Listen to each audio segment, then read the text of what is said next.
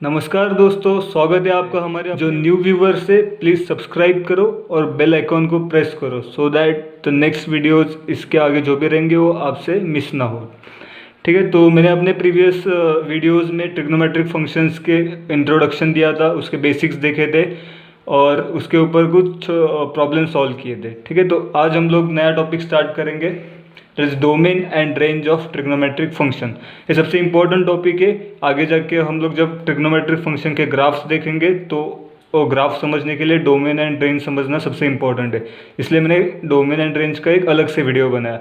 Next video में graph सिखाएंगे। वो ग्राफ हम लोग को 11th के बाद आगे 12th में जाके इन्वर्स ट्रिग्नोमेट्रिक फंक्शन देखने के लिए यूजफुल रहेगा। ठीक है, तो स्टार्ट कर दे domain and range of trigonometric function. तो सबसे पहले डोमेन होता क्या है, रेंज होता क्या है, उसको जान लेते। डोमेन मतलब अगर मैंने कोई भी एक पॉइंट कंसिडर किया है यहाँ पे P, ओके, तो जब मेरा एक्सिस टर्मिनल, इनिशियल टर्मिनल जब रोटेट होगा, ठीक है, जब वो इनिशियल टर्मिनल रोटेट होगा तो वैल्यूज़ लेगा। तो जो वैल्यूज़ लेगा, जिस रेंज का वैल्यूज़ लेगा उसको रेंज बोलते हैं, और जिस डायरेक्शन में घूमेगा उसको डोमेन बोलते हैं। अगर किसी भी पॉइंट पे वैल्यू अगर नॉट डिफाइन आता है तो वो पॉइंट हम लोग को एक्सक्लूड करना पड़ेगा डोमेन में से।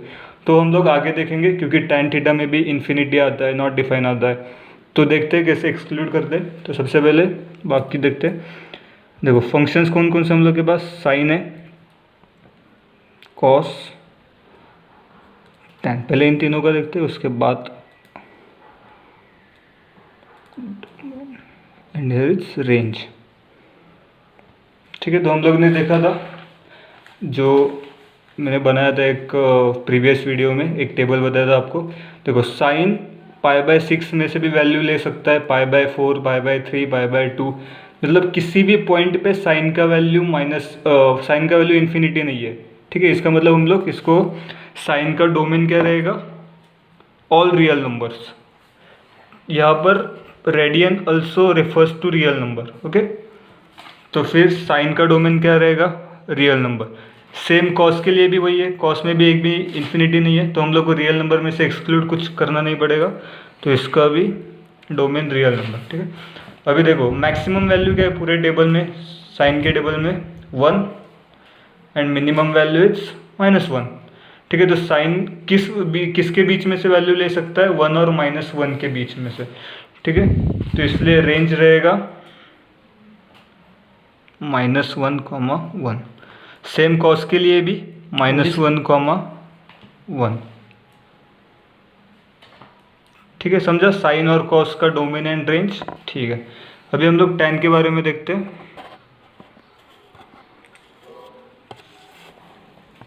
सी देखो, tan मतलब क्या होता है अपना, साइन अपॉन कॉस। अगर मैंने इसको थीटा लिया angle, sine theta upon cos theta. तो मैंने स्टार्टिंग में बताया था कि हम लोग को डोमेन में क्या चाहिए, कि ऐसे वैल्यू जिसमें नॉट डिफाइन ना आता हो। लेकिन अगर मैंने डिनोमिनेटर में कॉस थीटा का वैल्यू अगर मेरा 0 आता है तो वो डोमेन में नहीं रहेगा। ठीक है, मतलब हम लोग को क्या चाहिए, cos theta should not be equal to 0।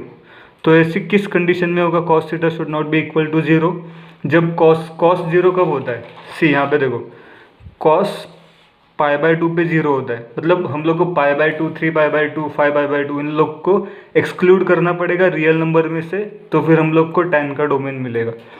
तो देखो देखते हैं, रियल नंबर में से मुझे किसको एक्सक्लूड करना है, π/2 वाले टर्म्स को। तो अगर मैंने यहाँ पे 2n+1 π/2 डाला तो n फ्रॉम 0, 1, 2, 3। देखो अगर n मैंने 0 डाला तो r - π/2। ठीक है, π/2 में cos 0 रहता है। अगर 1 डाला 3π/2, 2 डाला 5π/2, तो 5/2 के हर टर्म एक्सक्लूड। रेंज क्या रहेगा, tan का सबको पता है, tan -∞ to इन्फिनिटी। ठीक है, tan का रेंज क्या रहेगा, इन्फिनिटी। ठीक है, तो tan का समझा। अभी हम लोग cot का देखते हैं। अगेन cot थीटा क्या रहता है, cos अपॉन साइन। ठीक है, तो देखो साइन किस में 0 होता है, देखो साइन 0 पे 0 होता है और पाई पे 0 होता है, राइट।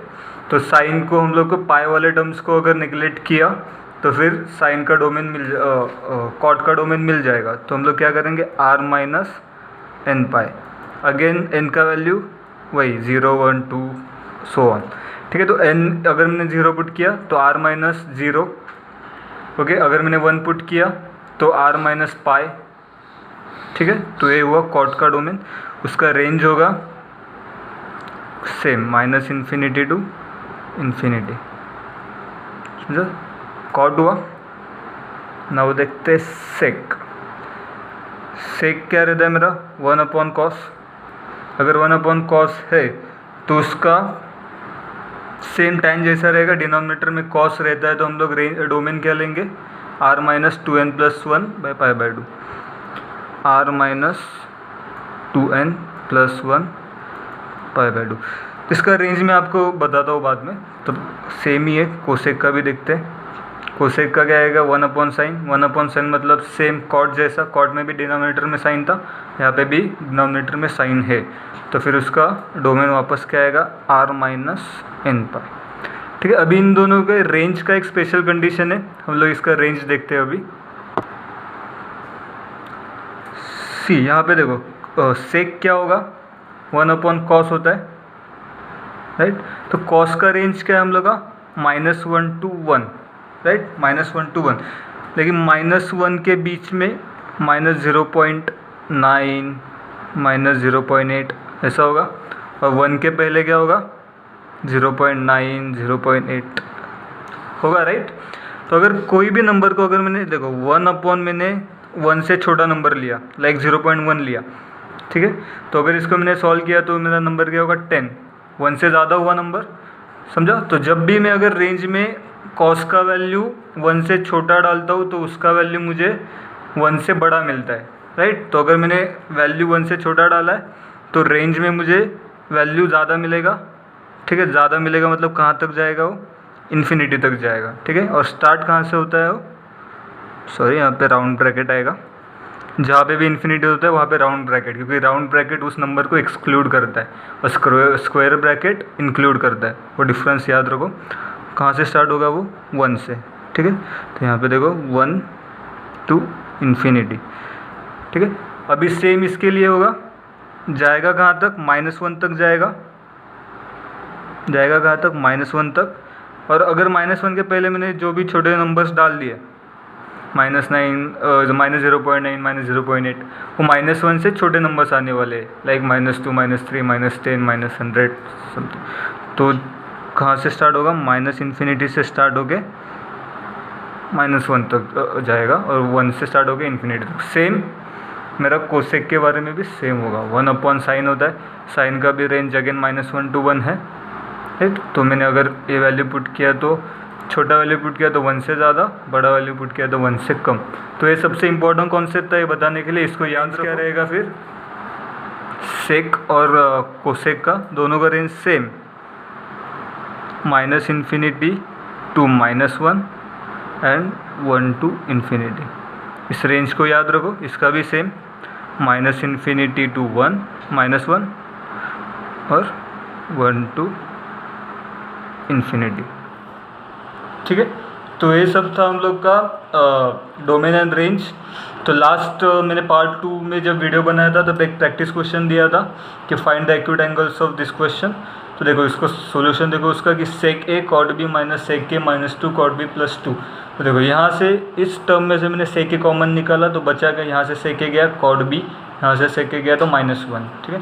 तो यहाँ से मैंने -2 को कॉमन निकाला तो ब्रैकेट में क्या बचा, कॉट बी प्लस माइनस बाहर गया तो यहाँ पे -1 रहेगा, ठीक है, इक्वल्स टू 0। तो हम क्वाड्रेटिक इक्वेशन में सेम टाइप हम लोग को मिलता था, तो हम लोग क्या करते थे, सेम ब्रैकेट को एक बार लिख लो, कॉट बी -1, बचे हुए को दूसरे ब्रैकेट में लिखो, सेक के -2 इक्वल्स टू 0, ठीक है। तो sec A -2 equals to 0, cot B -1 equals to 0, -2 set गया +2। सेक 2 कब होता है, सेक π/3 पे, तो सेक कैंसिल, तो ए का वैल्यू आया π/3। कॉट बी -1 सेट गया 1 कब होता है, कॉट π/4 पे, तो कॉट कैंसिल, बी का वैल्यू π/4। इसलिए हम लोग का फाइनल आंसर आएगा A equals to π/3 radian and B equals to π/4 radian. Okay, that's it for the today's lecture. अगर कंटेंट अच्छा लगा हो तो लाइक करो, शेयर करो, सब्सक्राइब करो, कमेंट करो, ठीक है। और अगर कुछ डाउट रहेंगे, एक्स्ट्रा टॉपिक चाहिए रहेंगे तो बोल दो। Thank you.